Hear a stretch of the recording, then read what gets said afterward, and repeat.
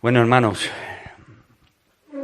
epístola hermosa, epístola muy bonita, directa y actual, porque toca temas y asuntos que son totalmente actuales, ¿verdad? Estuvimos viendo, como en el capítulo 2 de Santiago, nos hablaba de la importancia de refrendar la fe con nuestras obras. Y ahora Santiago, en el capítulo 3, habla sobre un tema muy relacionado también con la fe y con los hechos. Y es el de cómo hablamos, qué decimos, cuáles son nuestras conversaciones, qué palabras salen de nuestra boca. Y citando al Señor Jesucristo, dice en Mateo capítulo 12, versículo 34, de la abundancia del corazón, qué bien, os lo sabéis, habla la boca, habla la boca. También el apóstol Pablo habla sobre este asunto y fijaos lo que dice en 2 o 3 citas suyas. Sed pues imitadores de Dios como hijos amados y andad en amor como también Cristo nos amó. Y se entregó a sí mismo por nosotros ofrenda y sacrificio a Dios en olor fragante. Pero fijaos lo que dice. Pero fornicación y toda inmundicia o avaricia ni aun se nombre entre vosotros, como conviene a santos.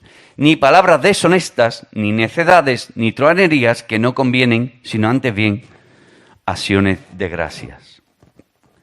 Andad sabiamente para con los de afuera, redimiendo el tiempo. Sea vuestra palabra siempre con gracia, sazonada con sal, para que sepáis cómo debéis responder a cada uno. Santiago sigue escribiendo esta carta y hace un llamado y dice: hermanos míos, no os hagáis maestros, muchos de vosotros, sabiendo que recibiremos mayor condenación. Y esto lo enlaza con el capítulo 2. ¿Por qué? Porque un maestro debe de demostrar que es un maestro, no solamente con los hechos, sino también con las palabras.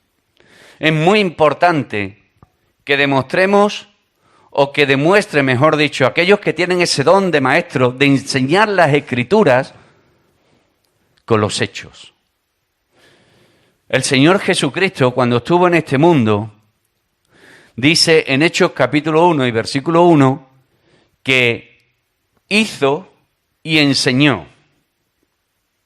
Lo dice así Lucas, en ese capítulo 1, versículo 1 de Hechos de los Apóstoles. El Señor era un verdadero maestro, al contrario que aquellos escribas y fariseos, al contrario que todos aquellos religiosos de aquella época, porque mucho hablar y poco hacer. La fuerza, hermanos, como se suele decir, y permitírmelo así, se le iba por la boca, se le iba por la boca.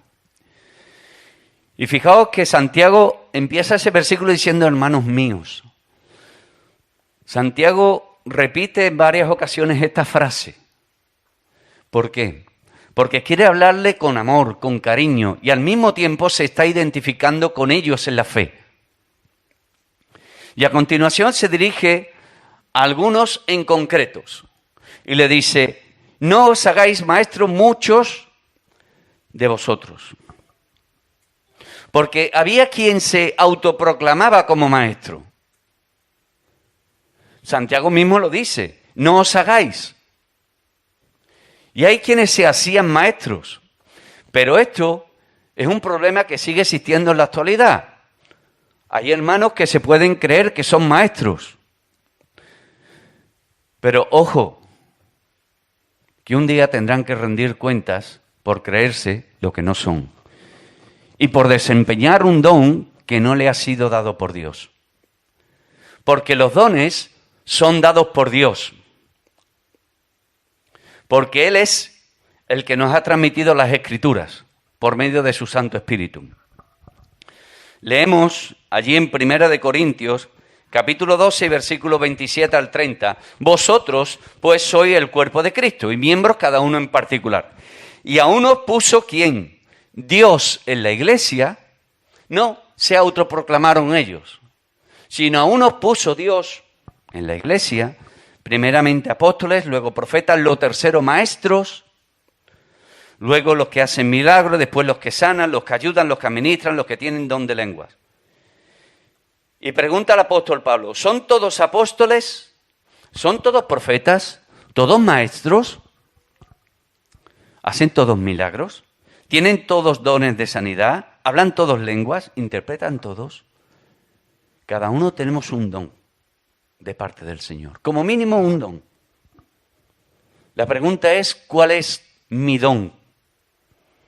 ¿Cuál es el don que el Señor me ha dado? Además, dice el Señor por medio de las Escrituras en Efesios 4, versículos 11 al 13, que lo vamos a leer ahora, de que los dones son para la edificación de la iglesia y no para que nos sirvan. Los dones son para servir al Señor y para servir a su pueblo. Y el don de maestro es para servir a su pueblo. Así que no hay ningún motivo para autoexaltarse el que lo tenga. Dice, y él mismo, hablando de Dios, constituyó a unos apóstoles, a otros profetas, a otros evangelistas, a otros pastores y maestros. ¿A fin de qué? A fin de perfeccionar a los santos para la obra del ministerio, para la edificación del cuerpo de Cristo, hasta que todos lleguemos a la unidad de la fe y del conocimiento del Hijo de Dios, a un varón perfecto, a la medida de la estatura de la plenitud de Cristo. Porque ese es el fin para el cual nos son dados los dones, para desempeñarlos, para que la iglesia crezca, para que la iglesia sea edificada, para que cada uno crezcamos en el Señor y cada día nos asemejemos más al Señor por la obra del Espíritu Santo.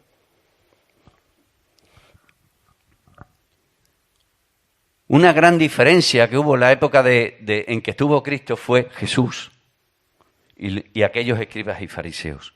Y Jesús advirtió a sus discípulos, como leemos en Mateo capítulo 23, no lo vamos a leer por el tiempo. Todo ese capítulo 23 es interesante verlo. Se creían maestros, pero el Señor les advirtió y les dijo, no seáis como ellos, no seáis como ellos, no sigáis su ejemplo. Al contrario que el Señor Jesús, el pueblo reconoció en Cristo a un verdadero maestro de las Escrituras. Fijaos lo que dice Mateo 22, 16.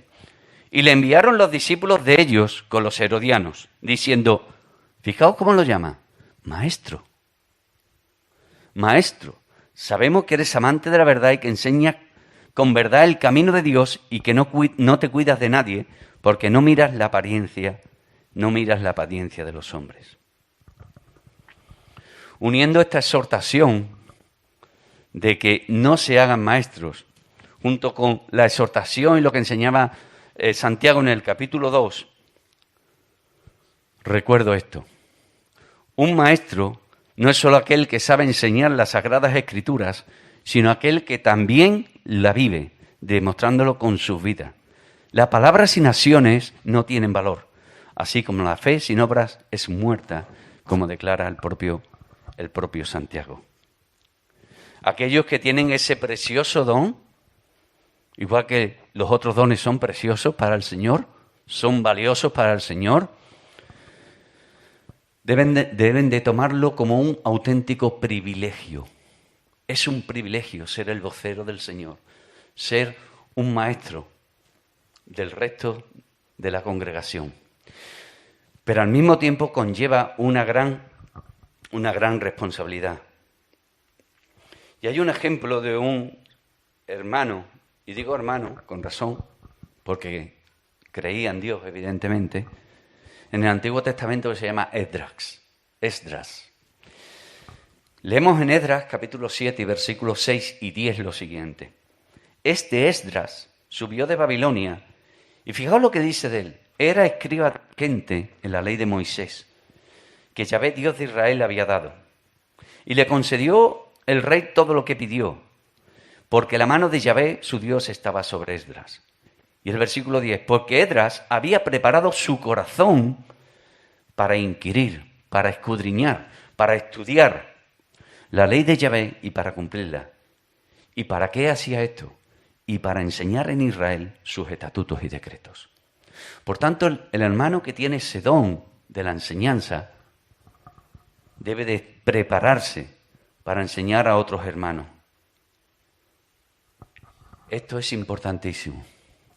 Leemos al final de ese versículo 3 del capítulo 1, sabiendo que recibiremos mayor condenación. Ojo con creernos maestros y no tener realmente ese don, porque un día tendremos que dar cuentas al Señor. Y si ese no es nuestro don, cuidado, porque tendremos que dar cuenta delante de Él, porque entonces no estaremos aprovechando el otro verdadero don que a lo mejor el Señor nos ha dado y no lo hemos desarrollado para Él.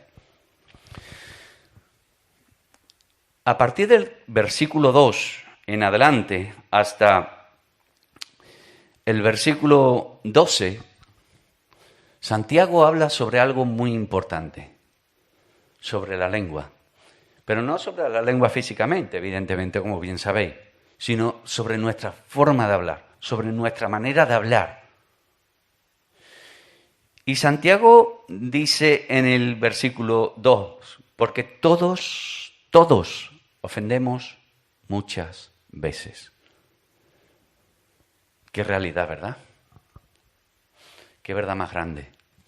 Que todos hemos llegado a ofender en alguna vez a algún hermano, alguna hermana, algún conocido, a nuestro prójimo, un vecino, un compañero de trabajo. Qué realidad más grande. Pero sigue diciendo, si alguno no ofende en palabra, este es varón perfecto. Podemos llegar a ese momento. Podemos llegar al momento en que nuestras conversaciones, nuestras palabras, nuestras expresiones lleguen a no ofender. Y yo creo que esa debería de ser nuestra meta. Nuestra meta para ello. Porque podemos hacerlo. Podemos llegar. Por la guía del Señor. Por la guía y en el poder del Espíritu Santo del Señor. Porque por nuestras propias fuerzas nunca, jamás podremos hacerlo.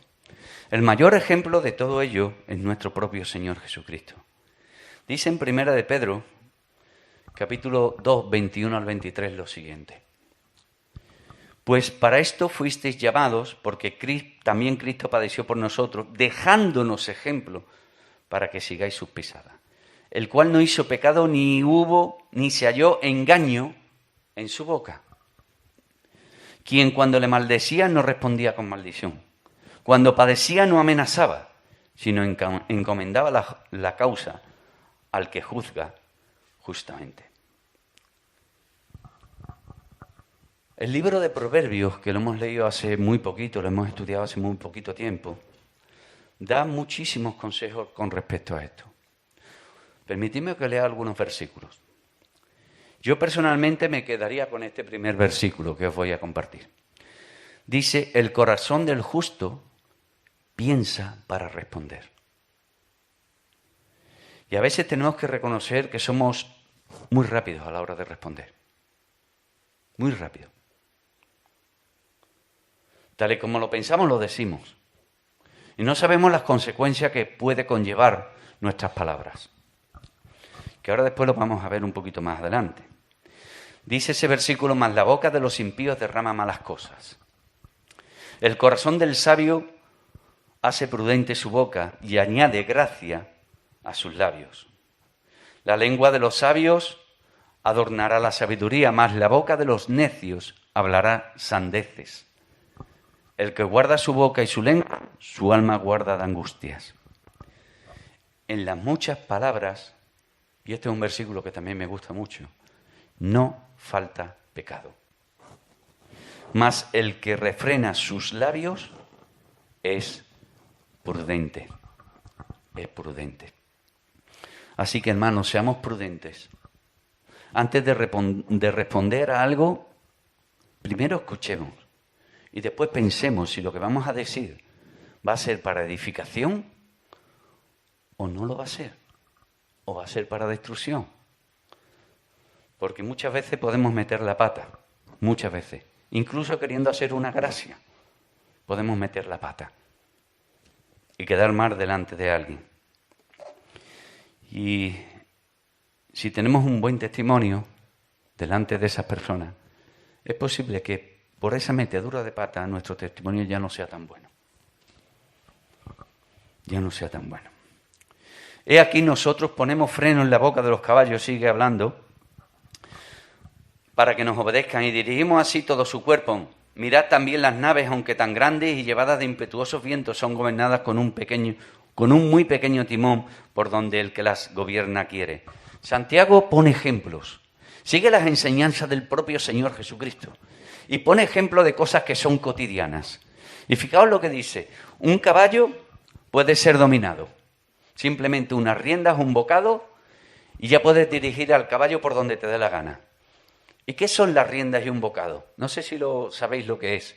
Simplemente son unas cuerdas, permíteme que lo diga así vulgarmente, unas cuerdas con un hierro que se le mete en la boca al caballo y por ahí diriges al caballo.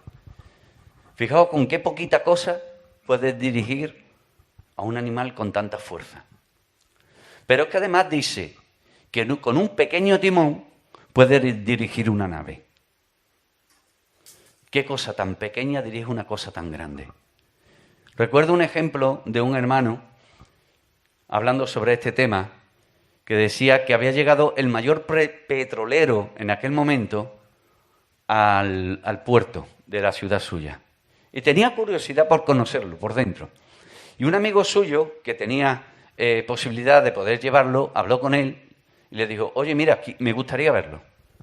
Y dice que lo llevó, entró, habló con el capitán, lo llevó al puente de mando y aquello era inmenso, grandísimo. Y este hermano le dijo, ¿y dónde está el timón? Y le dice, mira, ¿ves este pequeño joystick, este pequeño mandito? Pues con este pequeño mandito se dirige la nave entera. Con un pequeño mando dirigía la nave más grande que había en el mar en esos momentos. Pero es que la lengua es igual. Tenemos que tener cuidado con nuestra lengua. Físicamente la lengua, ¿qué es comparada con nuestro cuerpo? Un miembro pequeñísimo. Pero dice Santiago que cuán terrible es como la usemos mal. Que podemos incluso encender hasta un gran fuego.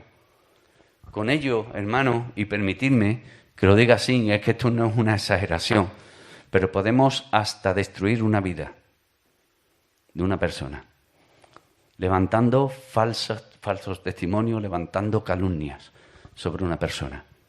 Y podemos hasta matarlo en vida, porque la gente se echará fuera de él, se alejará de él. Dice, la blanda respuesta quita la ira, mas la palabra áspera hace subir el furor. Manantial de vida es la boca del justo, pero violencia cubrirá la boca de los impíos. Los labios del justo apacientan a muchos, mas los necios mueren por falta de entendimiento. El propio Señor Jesucristo, el propio Señor en el libro de Proverbios dice que 6 cosas aborrece el Señor y aún 7 abomina su alma. Pero fijaos cuáles son y cuántas tienen que ver con la boca, con la lengua. Está en Proverbios 6, 16, 19. Los ojos altivos, la lengua mentirosa, las manos derramadoras de sangre inocente, el corazón que maquina pensamientos inicuos, los pies presurosos para correr el mal, el testigo falso que habla mentiras y el que siembra discordia entre hermanos. 3 de las 7 cosas que abomina el Señor tienen que ver con la lengua. 3 de las 7. Fijaos la importancia que le da el Señor a nuestro hablar. Ya no a nuestro andar, sino a nuestro hablar. ¿Qué hablamos? ¿Qué decimos? Por eso yo me preguntaría lo siguiente. ¿En qué basamos nuestras conversaciones? ¿Cuál es nuestra intención cuando hablamos? ¿Lo hacemos para hacernos notar o para dar la gloria al Señor? ¿Lo hacemos para edificar o para derribar? Hermanos míos, tengamos mucho cuidado con lo que hablamos y con lo que decimos, porque la lengua tiene muchísimo poder. Fijaos que dice en el versículo 6, y la lengua es un fuego, un mundo de maldad. La lengua está puesta entre nuestros miembros y contamina todo el cuerpo. Fijaos, contamina todo el cuerpo e inflama la rueda de la creación y ella misma es inflamada por el infierno. ¿Qué consecuencias tan terribles podemos provocar en la vida de los demás si usamos mal nuestras palabras? Podemos hacer muchísimo daño, pero al mismo tiempo podemos bendecir grandemente a esas personas. Bendecirlos grandemente. Dice que la lengua es como un fuego. Fijaos lo que dice Proverbios 16, 27. El hombre perverso cava en busca del mal y en sus labios hay como llama de fuego. Porque está contaminado por el pecado. Y el pecado no busca lo bueno, busca lo malo. Qué importante, hermanos, es, volviendo a recordar ese versículo que os leía de Proverbios, qué importante es pensar antes de hablar. Qué importante es. Con ella inclusive hasta nos podemos justificar nuestras cosas. Porque dice más adelante, que con ella, el versículo, disculpadme que me perdí un pelín, el versículo 5, que me lo he saltado, dice, así también la lengua es un miembro pequeño que se jacta de grandes cosas. Nos podemos jactar. Por eso vuelvo a preguntar, cuando hablamos, ¿qué buscamos? ¿Nuestra gloria o la gloria del Señor? Cuando dice que se jacta, habla de soberbia, de orgullo. Y el Señor quiere que seamos humildes a la hora de hablar. Permíteme un salto, no sé el tiempo que llevo. Termino con esto. Y dejo, es una pena no terminar con el resto del capítulo. Dice, con ella bendecimos al Dios y Padre, y con ella maldecimos a los hombres, que están hechos a la semejanza de Dios. De una misma boca proceden bendición y maldición. Hermanos míos, esto no debe ser así, dice Santiago. ¿Acaso alguna fuente hecha por una misma abertura, agua dulce y amarga? Hermanos míos, ¿puede acaso la higuera producir aceitunas o la vid higos? Así también ninguna fuente puede dar agua salada y dulce. Dice, con ella bendecimos al Dios y Padre, con ella maldecimos a los hombres. ¿Quién no ha podido hacer esto que voy a decir ahora? Hemos escuchado, hemos venido aquí a la reunión, hemos alabado al Señor, hemos bendecido al Señor, hemos cantado al Señor, lo hemos adorado. Pero resulta que termina el culto, la reunión, y a lo mejor podemos estar hablando con otro hermano y decir, hay que ver el hermano este lo que ha dicho, porque esto no debería de ser así. Y empezar a hablar mal de él, del hermano, de la hermana. Hay que ver lo que ha compartido, o hay que ver cómo este hombre, este hermano o esta hermana. Hermanos, no podemos estar bendiciendo a Dios y hablando mal de otros hermanos después. Debemos de buscar lo que nos une. Debemos de buscar lo bueno en los hermanos y no lo malo. Eso no viene del Señor. La crítica, las murmuraciones no vienen del Señor. Eso es fruto de la carne y no del Espíritu. Pensemos las cosas antes de hablar, antes de compartirlas. Porque, hermano, podemos hacer muchísimo daño. Y permitidme que lo recalque, podemos hacer mucho daño. ¿Qué hizo Cristo? ¿Qué hizo Jesucristo? Cuando le maldecían, no devolvían maldición. Cuando le calumniaban, no devolvía la calumnia. el propio Señor Jesucristo clavado allí en la cruz del Calvario, cuando lo injuriaban y cuando lo insultaban y cuando lo tentaban, dijo: Padre, perdónalos porque no saben lo que hacen. Oró por ellos para que el Señor no les tuviera en cuenta ese pecado. Lo estaba bendiciendo porque estaba buscando el bien de ellos, el perdón de Dios para ellos. Me gustaría que murmurasen de mí. ¿Te gustaría que murmurasen de ti? ¿Verdad que no? No lo hagas. ¿Te gustaría que te juzgaran? No juzgues. En palabras del Señor Jesucristo: así que todas las cosas que queráis que los hombres hagan con vosotros, así también haced vosotros con ellos. Porque esto es la ley y los profetas. Buscar el bien de los demás es amar a los demás. Por eso, hermano, que nuestras conversaciones, y con esto voy a terminar, aunque me quedo con ganas de otras cosas, que nuestras conversaciones, Señor, hermano, que sea de bendición. Que busquemos lo que nos une, lo que glorifica al Señor. Que nuestras conversaciones sean sanas, que sean productivas. Y si no es así, permíteme este consejo, para ti y para mí: no hables, cállate la boca. Mejor, porque es mejor callar que decir lo indebido. Así que, hermano, me gustaría terminar con este versículo que me ha venido ahora a la mente. Hebreos capítulo 12, versículos 1 y 2. Por tanto, nosotros también, teniendo en derredor nuestro tan grande nube de testigos, despojémonos de todo peso y del pecado que nos asedia, y corramos con paciencia la carrera que tenemos por delante, puesto los ojos en Jesús, el autor y consumador de la fe. Que así sea, hermanos.